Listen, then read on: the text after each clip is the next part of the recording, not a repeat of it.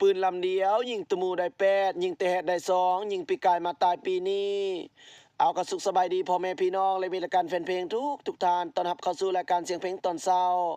วิทยุขึ้นความถี่103.0 เมกะเฮิรตซ์ขึ้นเก่าขึ้นเดิมมื้อนี้บ่าวพรวิไลผู้บ่าวเก่าจะเดิมผู้ดำเนินรายการจะได้ออกอากาศเป็นประจำให้พวกท่านได้ฟังเสียงขับเสียงลำและเสียงเพลงและสิ่งดีๆจากทางรายการของพวกเราอย่างเต็มอิ่ม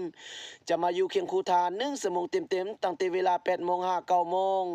มานั่งเว้านั่งจานั่งโอนั่งลมพ่อแม่พี่น้องประชาชนอยากทักทายสบายดีกันเข้ามาขอเพลงขอขับขอลำนำบ่าวพรวิไลกับเจรจาโอลมบ่าวพรวิไลได้เด้อพ่อแม่พี่น้องประชาชนของพวกเฮามื้อนี้ก็เป็นมื้อใกล้วันท้ายอาทิตย์กันแล้วเนาะพี่น้องเนาะมื้อนี้ก็เป็นมื้อวันพฤหัสคงกับวันที่17เดือนพฤศจิกายนปี2022ท่านใดวันใกล้ๆท้ายๆอาทิตย์นี้อยากขอเพลงขอขับขอลำบ่ว่าจะเป็นลำขับลำท้องถิ่นลำมาซอกมาใส่เติมเสียงเหาะเสียงเงินขับตุ้มลงพะบ้างขับสำเนือไทยดำไทยแดงลำสารวันบ่จังซี่ก็สามารถทักทายสบายดีเจรจาโอลมกับบ่าวพรวิไลได้เบอร์ทางหลังไม้กับเบอร์เก่าเบอร์เดิม030 280 9999 71เด้อพี่น้องเด้อตอนนี้สิบ่เว้าหยังหลายอย่างเนาะพี่น้องเนาะจิมาเปิดเนื้อเสียงเพลงให้พี่ให้น้องได้ฟังกันซะก่อนเป็นต่อไปจังสิมารับใส่หน้าไม้ทางหลังไม้พร้อมเนาะพี่น้องเนาะไปฟังเพลงนำกัน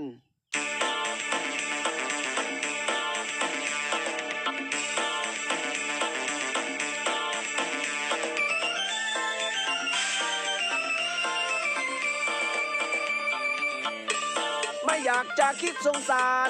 ไม่อยากจะคิดสงสารมาเห็นสาวจันนั่งซึมมีแฟนแล้วเขาก็ลืมเขายืมร่างกายสาวจันเชยชมหมดสิ้นความสาวแล้วเขาก็ไปลอยลมสาวจันรักกันโหดต้มก็เบื่อขสมนี้ไปไม่ลาย่ำเข้าป่าปีนั้นโอ้ยนอสาวจันเจ้ากะกบซอให้เขาร้องจนว่าหมดทุกท่าทุกท่าทุกท่ากินแล้วแม่นเจ้านี้อายคนวังดีคอยเตือนคอยห้ามสะจันคนงามเจ้าเกียรติไอพีเขากินแล้วหนีกังกบพอวพ่อวให้ต่อยอจังนั้นสมหัวอกจะต้มสมใจไอเด็กหัวอกจะเพ่สมใจอายหัวอกจะเพ่สมใจอายสมใจอายพอใจหรือยังสาวจันหรือฝันหาชายคนใหม่ช่วยหูอ้วนส่วนให้สงสารเฝ้าบ้านท้องนับวันจะใหญ่